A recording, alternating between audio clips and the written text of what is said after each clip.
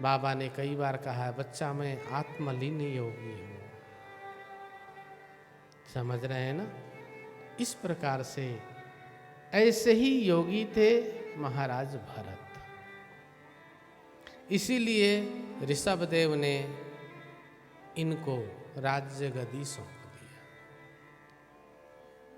और इन्होंने राज्य को बहुत सुचारू रूप से चलाया।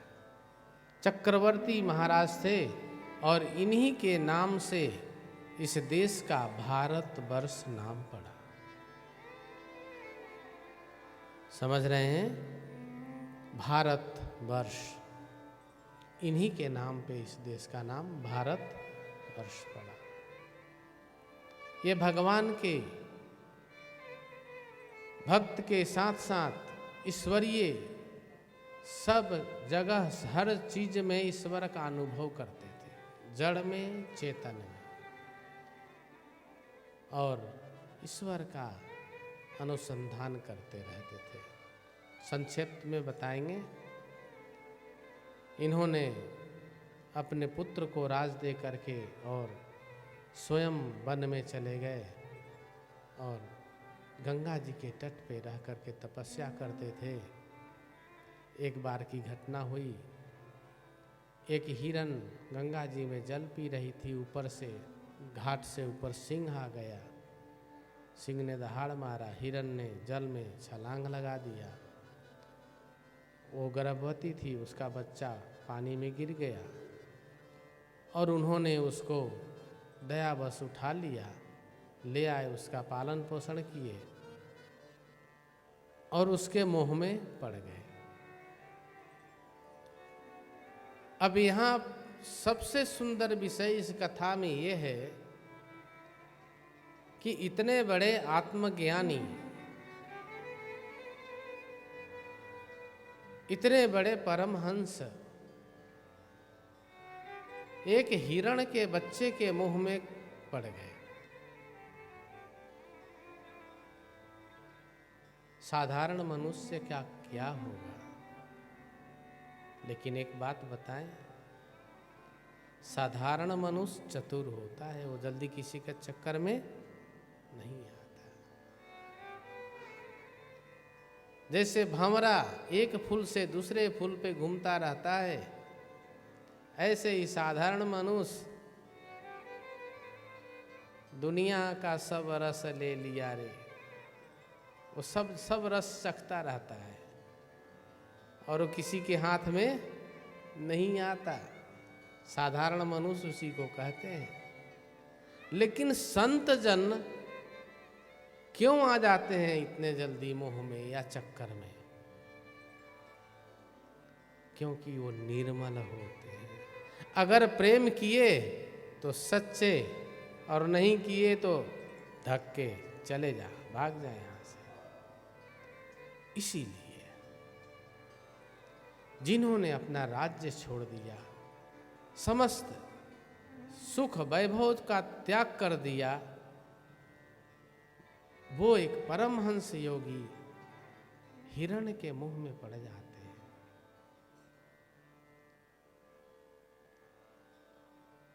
क्यों? क्योंकि वो एकदम निर्मल है, विशुद्ध है। और ऐसे मुंह में पड़ते हैं।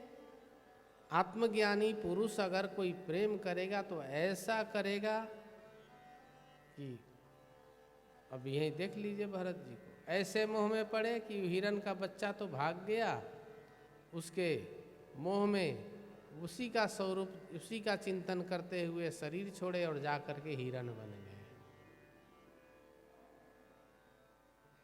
हिरण बन गए, लेकिन ज्ञान नहीं गई।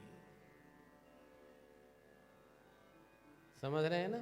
आप गधा, घोड़ा, ऊंट, बकरी, बैल, कीड़े मकोड़े बन जाएंगे, लेकिन आपको ज्ञान नहीं रहेगी।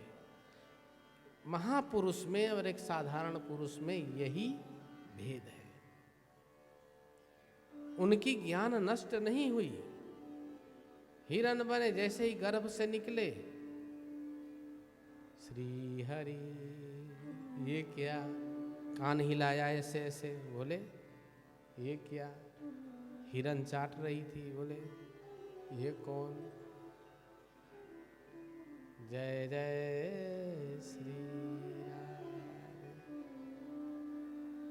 हरि न देह धरी ज्ञान न नसायो, ज्ञान में जड़ भरत कहायो। जड़ भरत जी का ज्ञान नाश नहीं हुआ।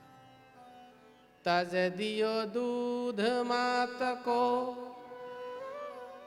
जनमत मरत एक तृण न खायो।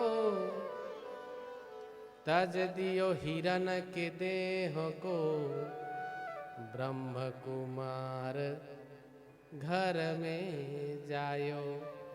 और एक तीर्ण तिनका भी नहीं खाए। बोले कि नहीं, अब मैं कुछ नहीं लूंगा, अब इस शरीर को छोड़ूंगा। उसको छोड़ दिए और ब्रह्म का चिंतन करते हुए ब्रह्म कुमार ब्राह्मण के घर में जन्म ले लिए।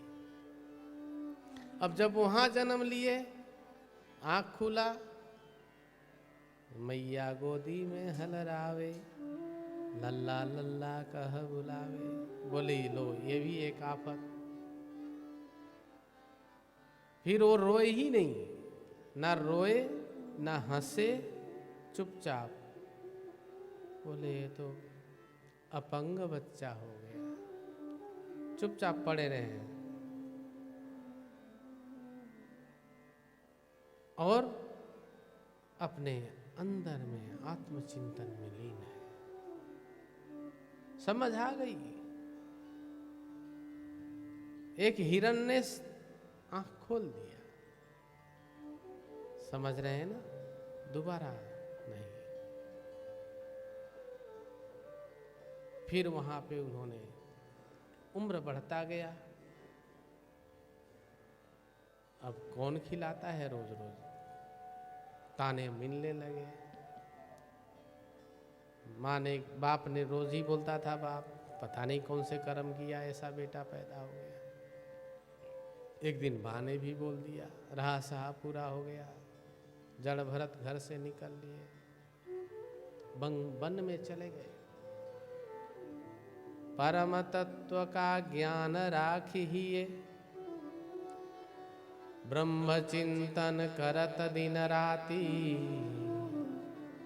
जड़ भरत बनवसे, जले जैसे दिया संग बाती।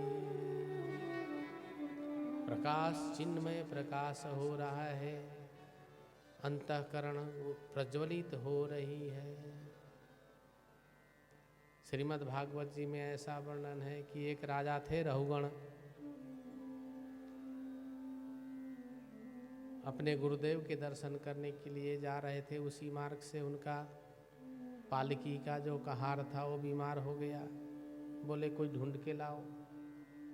किसी ने देखा है बड़ा मोटा ताजा बाबा जी। जड़ भरत जी को देखा, बोले चलो। उठा के जबरदस्ती ला के जोत दिया उनको डोली में।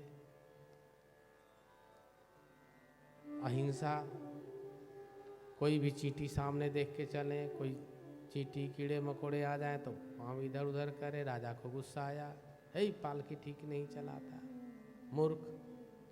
2-4 बार हुआ, 5वीं बार तो डांटने लगा उतर करके। तो जड़ भरत जी बोले, राजन अहिंसा ही परमो धर्मः। राजा बोला, है कहाँ हो करके तो मुझे ज्ञान सुना रहा है? कहाँ हो करके तू मुझे ज्ञान सुना रहा है? तब जड़ भरत जी बोले, क्या ज्ञान जात पात नहीं जाने, ज्ञान तो जीव जंतु ने बखाने। बोले कौन है भाई? बोले यही जंगल में मिला था। बोले तुम कौन हो? अहम ब्रह्मस्मि, मैं दिव्य चैतन्य प्रकाश स्वरूप आत्मा हूँ, मैं सर्वत्र हूँ, सब में हूँ। राजा फिर बोला, ऐसे ही बोल रहा होगा। कोई लोग पुजवाने के लिए भी बोलने लगते हैं, ढपोल संगम किम न वदंतम। राजा ने कुछ बात बोले, जड़ भरत जी ने तुरंत उत्तर दिया।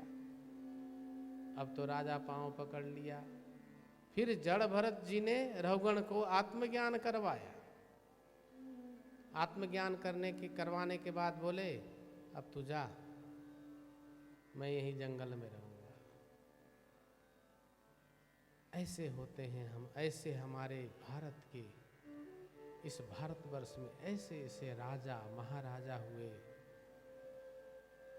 जो राज्य को तिनके के समान त्याग करके आत्मज्ञान को सर्वोपरि स्थान दिया और आत्मज्ञान प्राप्त करके हमारे समाज को, हमारे ऋषि कुल को